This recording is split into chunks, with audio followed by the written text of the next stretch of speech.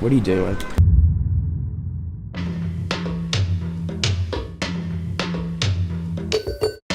Got a lot of stuff going on. A couple of new, real new things I'm working on that we obviously can't share just yet on camera. Right now, going back to the office, we have a team meeting every Tuesday from 12 to 1. We go over what's going on with everybody and try to provide support where people need it. We got more computer work to do. I got a couple of interviews this afternoon for new agents. We got a podcast this evening. What was the situation that I'm gonna have to play videographer Like, for the day? maybe it's like a bet or something. It's a bet. What do you want to bet? I haven't thought of it yet. I have to warn you, I'm super competitive. You beat me in ping pong and foosball. This is true. Done. Let's go. Oh, God. Very true. Which I'm actually still mad about. So maybe we can do like a rematch.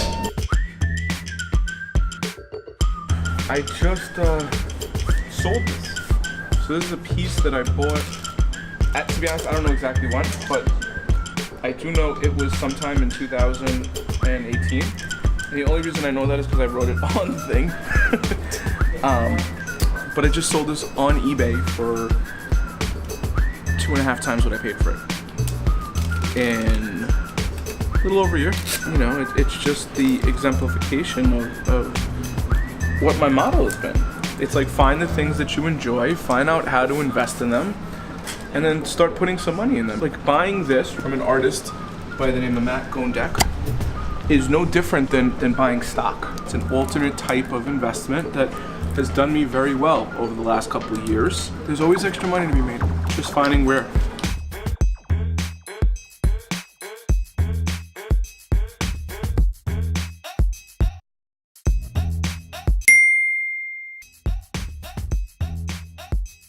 I like the fact that my team is dynamic. I like the fact that we can cover a lot of wide sets of the business.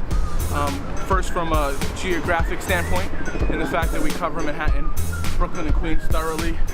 Also, the fact that we, cover renters, we cover landlords, we cover developers.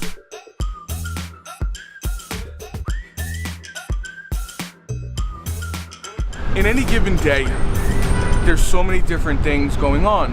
And as you may know, I have a series of pop-up art shows that I throw at generally listings I represent. So we have work we have to do for the next one that's coming up on May 17th. It's an all-female lineup. I got 17 artists that are gonna be displaying work, and I actually don't have a space right yet to do the show in. So, I don't know, like, I don't worry about these things. I just know that they're always gonna work out and it's gonna happen. But I'm gonna have to do a little bit of work when we get back to the office and finding a location. And this is just another one of the many random things that go into my day.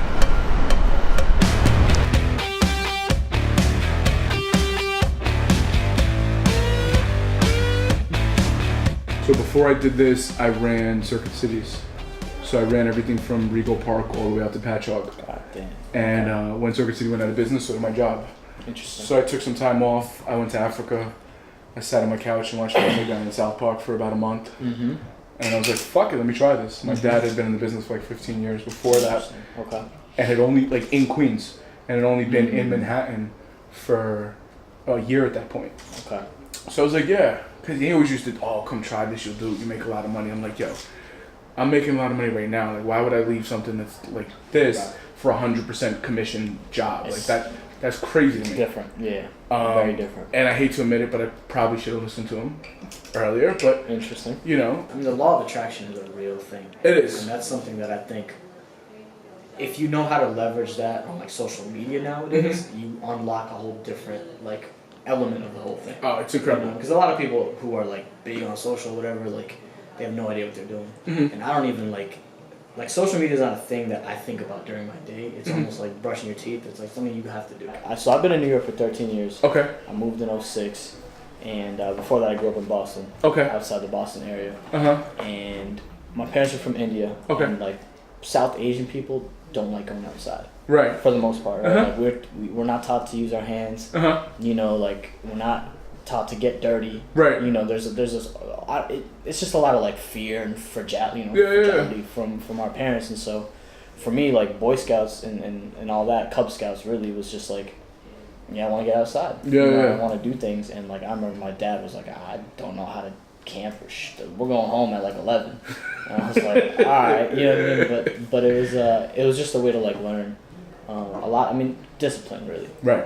And then the second thing that was really central to my youth was martial arts. Okay. So I studied Kempo for like 12 years. Okay. And I don't think about it as much now. I mean, it's been like a 10 years probably since I haven't done it. But training 2-3 times a week.